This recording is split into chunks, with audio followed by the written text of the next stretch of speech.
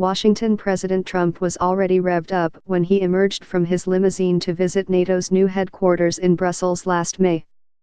He had just met France's recently elected president, Emmanuel Macron, whom he greeted with a white-knuckle handshake and a complaint that Europeans do not pay their fair share of the alliance's costs.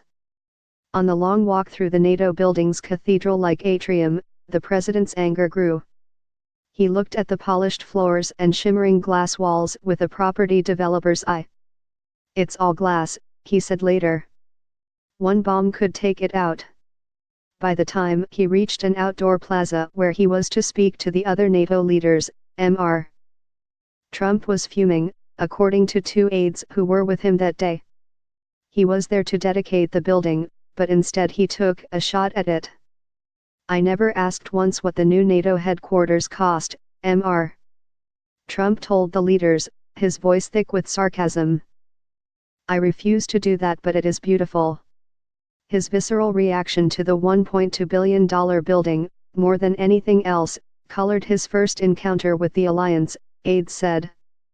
Nearly a year into his presidency, Mr.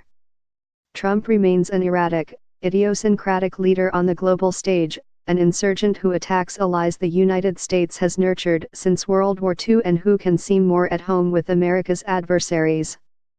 His Twitter posts, delivered without warning or consultation, often make a mockery of his administration's policies and subvert the messages his emissaries are trying to deliver abroad. Mr. Trump has pulled out of trade and climate change agreements and denounced the 2015 nuclear deal with Iran.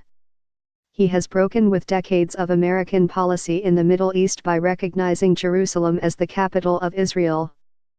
And he has taunted Kim Jong-un of North Korea as short and fat, fanning fears of war on the peninsula. He has assiduously cultivated President Xi Jinping of China and avoided criticizing President Vladimir V. Putin of Russia, leaders of the two countries that his own national security strategy calls the greatest geopolitical threats to America. Above all, Mr. Trump has transformed the world's view of the United States from a reliable anchor of the liberal, rules-based international order into something more inward-looking and unpredictable. That is a seminal change from the role the country has played for 70 years, under presidents from both parties, and it has lasting implications for how other countries chart their futures. Mr. Trump's unorthodox approach has moved a lot of us out of our comfort zone, me included, the National Security Advisor, Lieutenant General H.R. McMaster, said in an interview. A three-star Army general who served in Iraq and Afghanistan and wrote a well-regarded book about the White House's strategic failure in Vietnam, General McMaster defined Trump foreign policy as pragmatic realism rather than isolationism.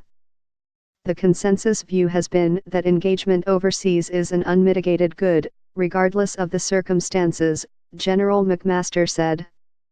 But there are problems that are maybe both intractable and of marginal interest to the American people, that do not justify investments of blood and treasure.